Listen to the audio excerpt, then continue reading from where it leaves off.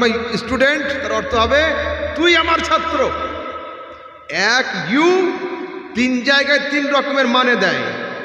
বড় হলে আপনি, লেভেলের হলে তুমি, ছোট হলে তুই। এক ইউ তিন রকমের অনুবাদ হয়। বাংলাতে তিনটে আছে, আপনি, তুমি, তুই।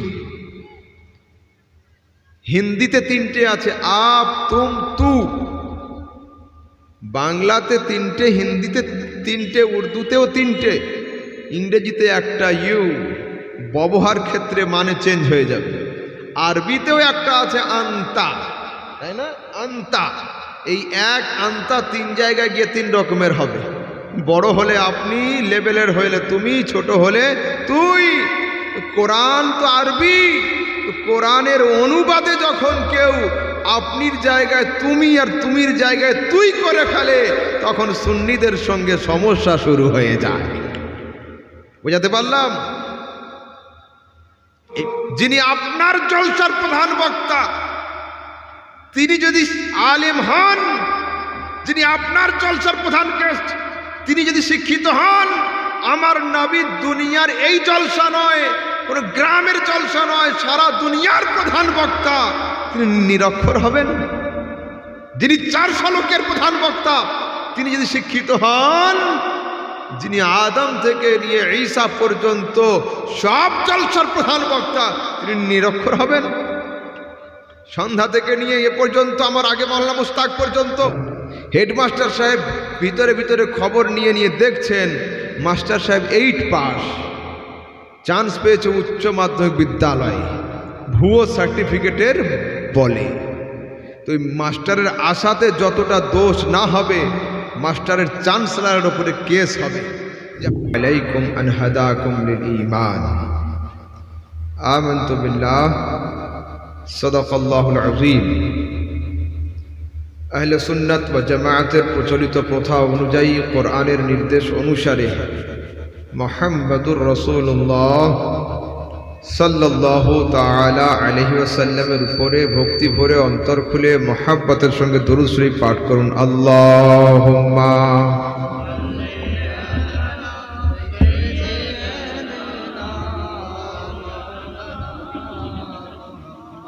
ওয়া আলা আলিহি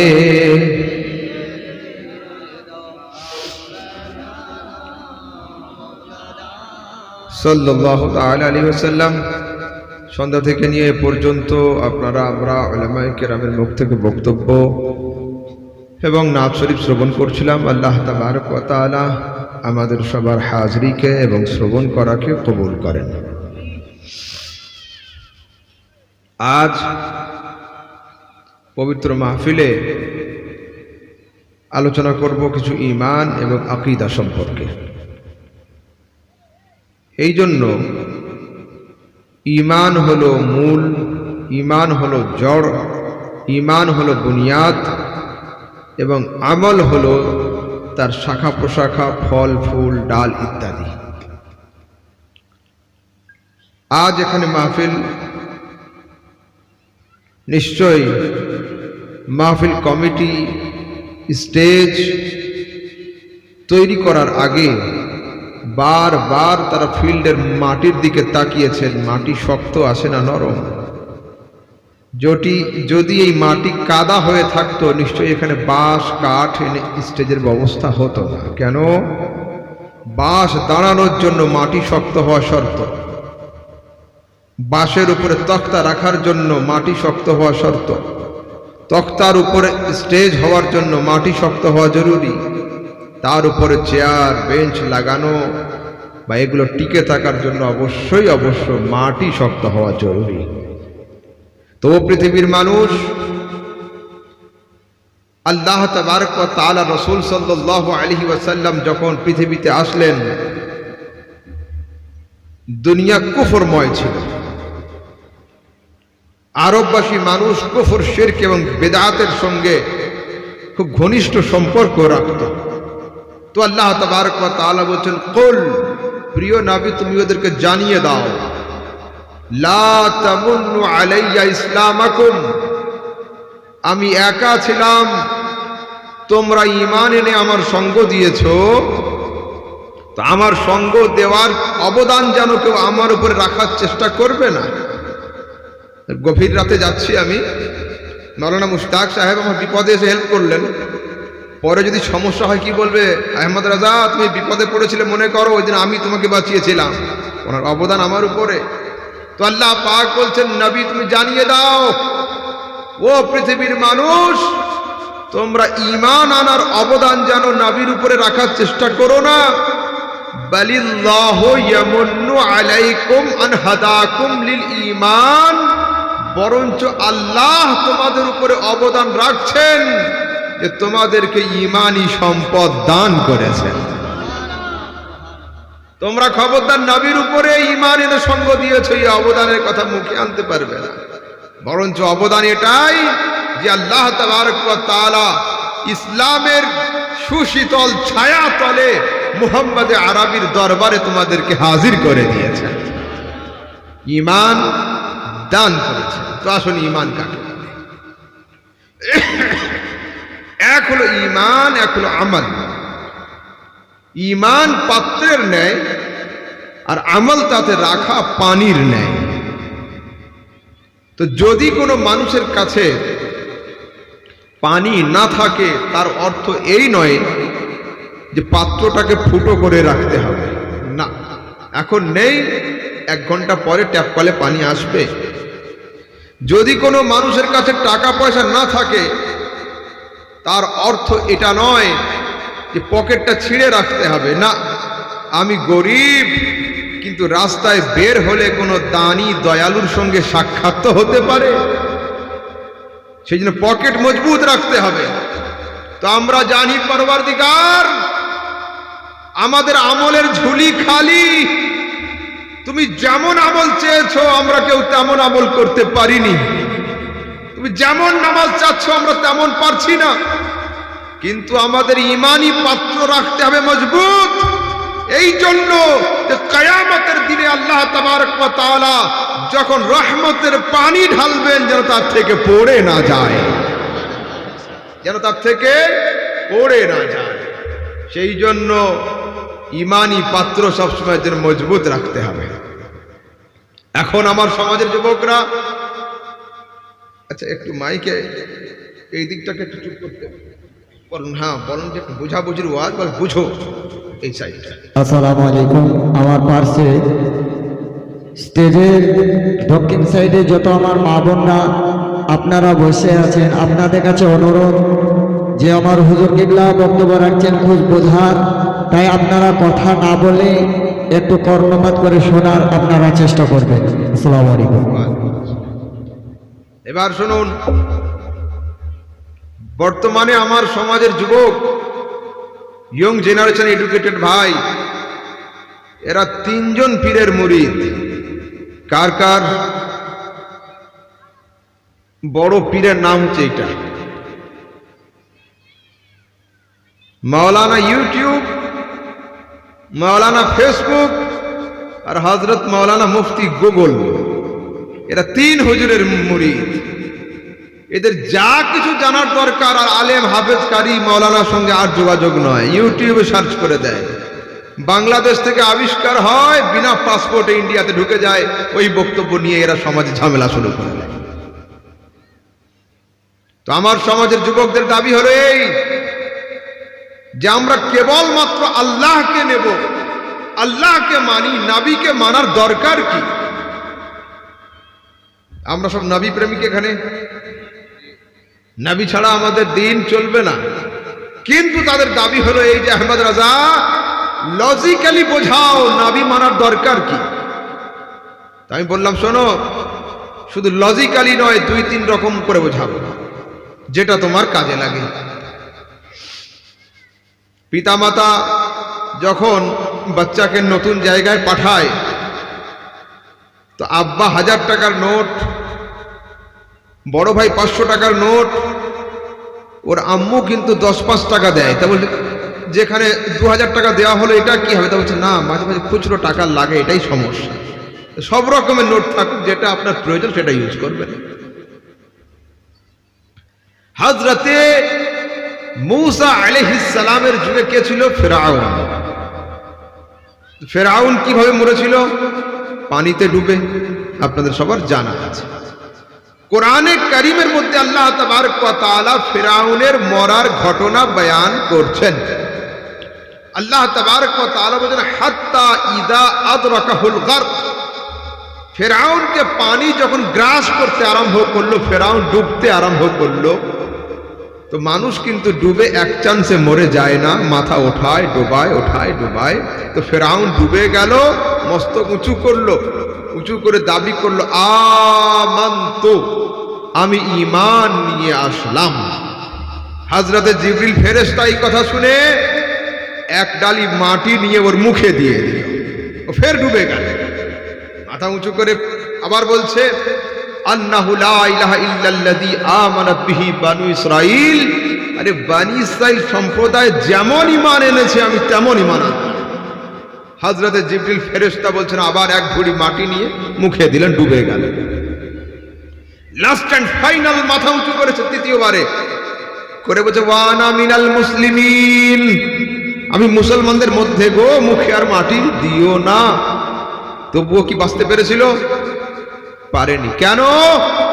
এই আয়াতের সূরা ইউনূসের এই আয়াতের ব্যাখ্যাতে আল্লামা ইসমাইল হাক্কি জগৎ বিখ্যাত তাফসীর রুহুল বায়ানের মধ্যে গিয়ে লিখছেন যে ফিরআউন এক নয়, দুই নয়, তিনবার ঈমানের দাবি করেছিল, কিন্তু বাঁচতে পারেনি। কেন?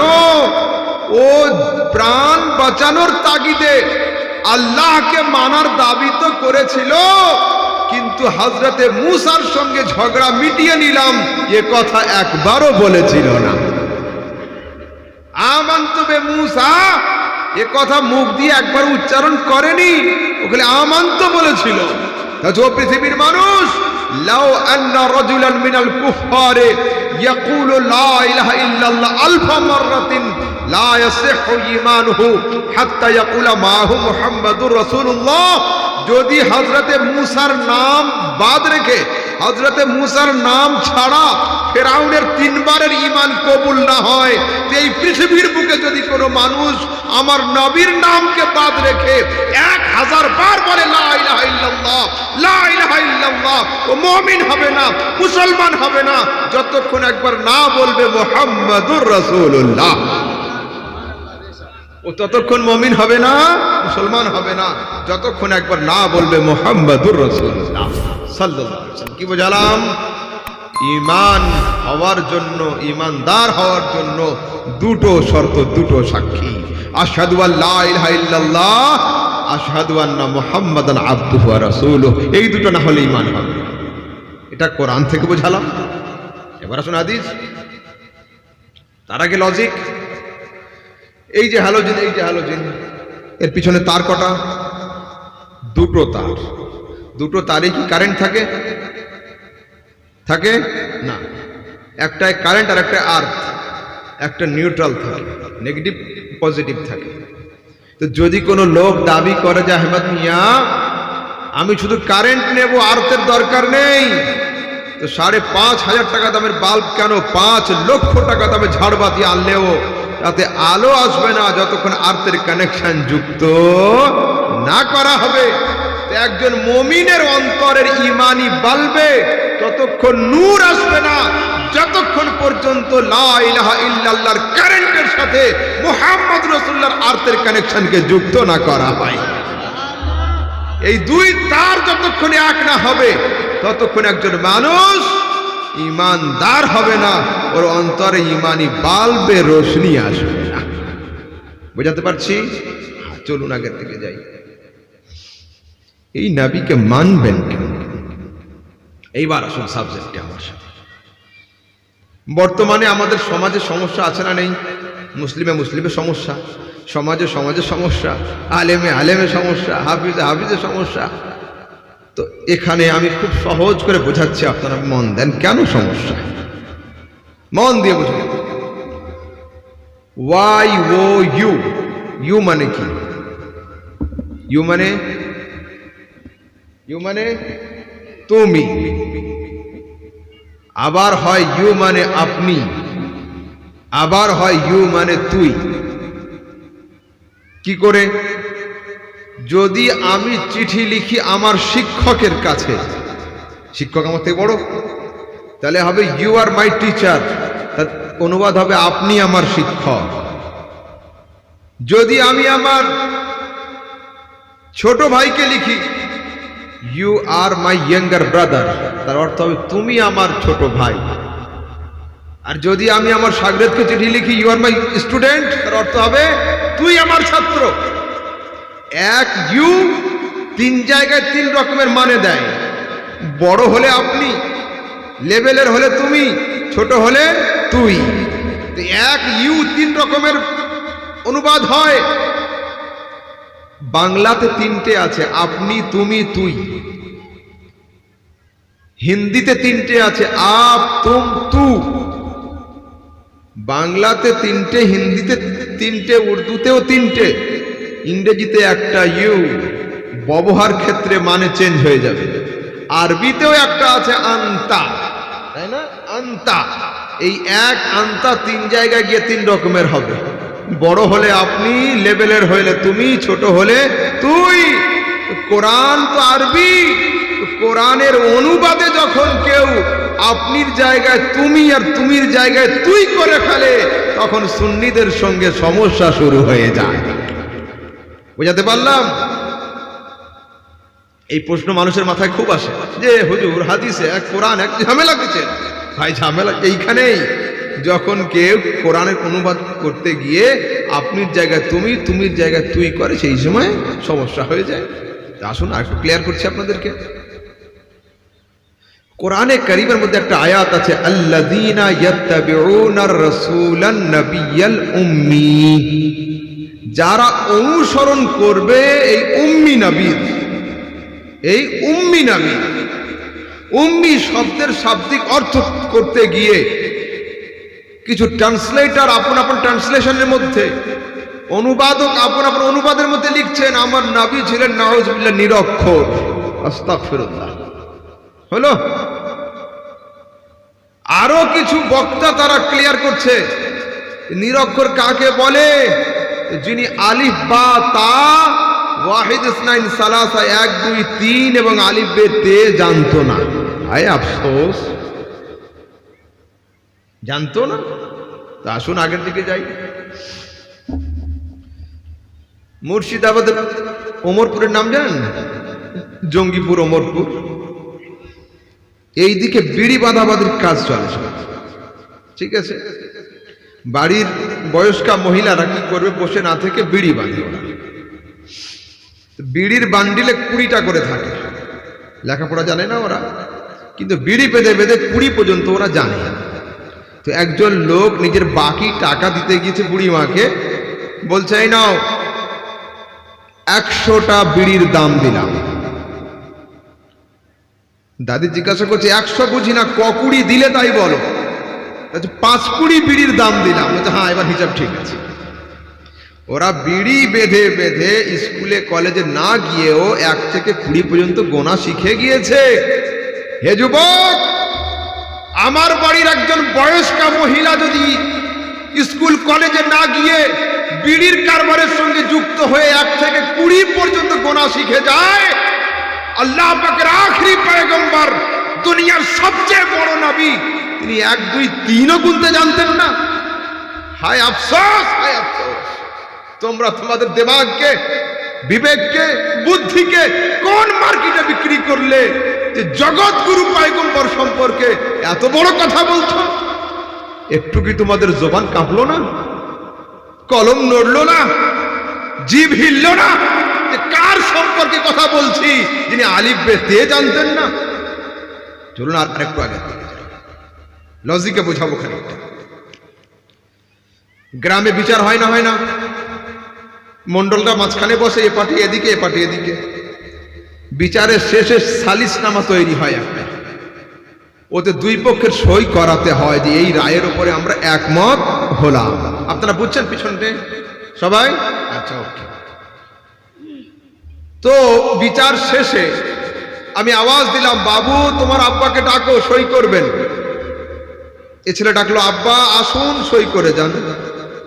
বাম দিকের একজনকে ডাকলাম, বাবু তোমার আব্বাকেও ডাকো, সই করবেন। বাম দিককার ছেলেটা আসতে বলছেন, আব্বা এসো, টিপ দিয়ে যাও। ভালো করে বুঝবেন, টিপ দিয়ে যাও। আমি জিজ্ঞাসা করছি, বাবু এত আসতে কেন? তা বলছে, আমার আব্বা লেখাপড়া জানে না হুজুর, যদি 50 জন লোকের সামনে কথাটা জোরে বলি তা আব্বার সম্মানে আঘাত হবে। আমি বললাম, মাশাআল্লাহ, যে ছেলে আপন পিতার দোষগুণ লুকিয়ে রাখে আমি সেই ছেলেকে স্যালুট করি, এটা খুব ভালো কথা। কিন্তু হে যুবক, তোমার কাছে আমার প্রশ্ন হলো এই, 50 জন মানুষের সামনে তুমি তোমার পিতাকে নিরক্ষর বলতে লজ্জাবোধ করছো, আর জগৎ গুরু মুহাম্মদ সাল্লাল্লাহু আলাইহি ওয়াসাল্লামকে টেলিভিশন চ্যানেলে বসে নিরক্ষর প্রমাণ করতে চাইছো। এই তোমার ঈমান, এই তোমার বিবেক, এই তোমার বিচার? চলুন আরেকটু আগের দিকে। আজ আপনাদের জলসাতে প্রধান বক্তা হিসাবে আমার নাম আছে, ঠিক আছে? আপনারা আমাকে দাওয়াত কেন করেছেন? আলেম বলে না জাহেল বলে? আমি বড় না হলেও ছোট মোটো আলেম, পুরাপুরি জাহেল হলে কিন্তু আপনারা আমাকে ডাকতেন না জলসার জন্য। আর একটু আমাকে দাওয়াত করলেন কেন? এডুকেটেড বলে না আনএডুকেটেড বলে? ছোট মোটো হলেও আমি এডুকেটেড, পুরাপুরি আনএডুকেটেড নয়। তাই ইনসাফ দিয়ে বলুন, যিনি আপনার জলসার প্রধান বক্তা তিনি যদি আলেম হন, যিনি আপনার জলসার প্রধান গেস্ট তিনি যদি শিক্ষিত হন, আমার নবী দুনিয়ার এই জলসা নয়, কোন গ্রামের জলসা নয়, সারা দুনিয়ার প্রধান বক্তা, তিনি নিরক্ষর হবেন? যিনি 400 লোকের প্রধান বক্তা তিনি যদি শিক্ষিত হন, যিনি আদম থেকে নিয়ে ঈসা পর্যন্ত সব জলসার প্রধান বক্তা তিনি নিরক্ষর হবেন? সন্ধ্যা থেকে নিয়ে এ পর্যন্ত আমার আগে মাওলানা মুস্তাক পর্যন্ত যত আলেম মঞ্চে উঠেছে বক্তব্যের শেষে এই কথাই বলেছে, প্রধান বক্তা হাজির হয়েছেন, একটু পরে আসবেন। মুস্তাক সাহেব তাই বললেন, হুজুর চলে এসেছেন, আসছেন। আরেকজন বলছে, হুজুর আরাম করছেন, আসছেন। এটাই তো আমার হাইসিয়ত। কিন্তু আমার রাসূল এমন বক্তা, হযরতে আদম থেকে নিয়ে ঈসা পর্যন্ত যারা দুনিয়াতে এসেছে তার প্রত্যেকেই বলেছে, ইয়াতি মিন বাদি ইসমুহু আহমদ, আরে আমার পরে যে বক্তা আসবে তার নাম হলো মুহাম্মাদুর রাসূলুল্লাহ, তার নাম হলো আহমদ। রাসূলকে জিজ্ঞাসা করছি, ইয়া রাসূলুল্লাহ, হযরতে ঈসা আপনার নাম বলেছে আহমদ, আর আপনি বলছেন আপনার নাম মুহাম্মদ। তা বলছে, শোনো, আমার নাম 3টে। আনা আহমাদুন ফিস সামা, আসমানবাসী ফেরেশতারা আমার নাম আহমদ বলে ডাকে। মুহাম্মাদুন ফিল আরদ, দুনিয়াতে মানুষেরা আমাকে মুহাম্মদ বলে ডাকে। আর কিয়ামতের দিনে আমি আহমদও থাকবো না, মুহাম্মদও থাকবো না, পাপীদের শাফাত করার জন্য মাহমুদ হয়ে যাব। আমি সেদিন মাহমুদ নামে পরিচিত হব। তো চলুন আগের দিকে যাই। আপনার জলসা এখানে, জলসার আগে কি হয়েছে? হয়তো একটা বিজ্ঞাপন হয়, অনেক জায়গাতে মাইকিং হয়, অমুক বক্তা আসবে, অমুক হুজুর আসবে অমুক জায়গা থেকে, এতটুকু। তো আমার নবীর আগমন হবে, নবী দুনিয়াতে আসবেন, তার আগে কতটা মাইকিং হলো? আপনার আমার জলসার মাইকিং 1জন বা 2জন লোক দুদিকে বের হয় মাইক নিয়ে, 2, 3, 4 গ্রামে। কিন্তু আমার রাসূলের মাইকিং এর জন্য আল্লাহ তাবারক ওয়া তাআলা 1 লক্ষ অথবা 2 লক্ষ 23,999 জন সাধারণ নয় নবীকে পাঠিয়েছেন।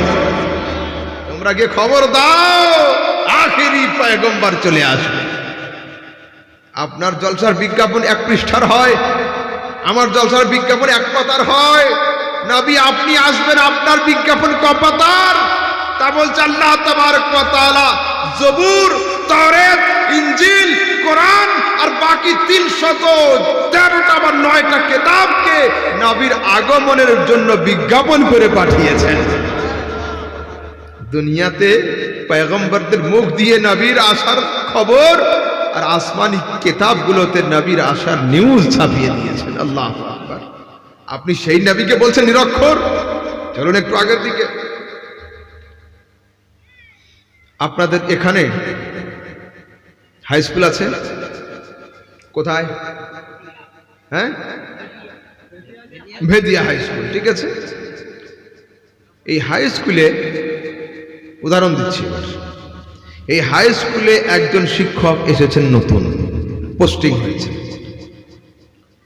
এক সপ্তাহ ঠিকঠাক অঙ্ক করিয়েছেন।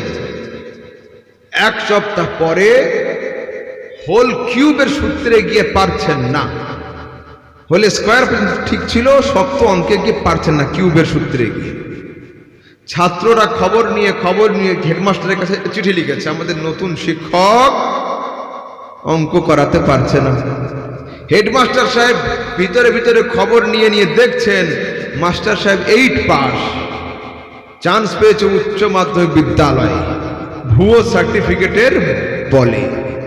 তো মাস্টারের আশাতে যতটা দোষ না হবে, মাস্টারের চ্যান্সেলরের উপরে কেস হবে যে আপনি কত লক্ষ টাকা ঘুষ নিয়ে জাল সার্টিফিকেটের বলে লোকটাকে চাকরি দিয়েছেন, বলুন কেন? যে আসে তার দায়িত্ব কম, যে পাঠায় তার দায়িত্ব হয় বেশি।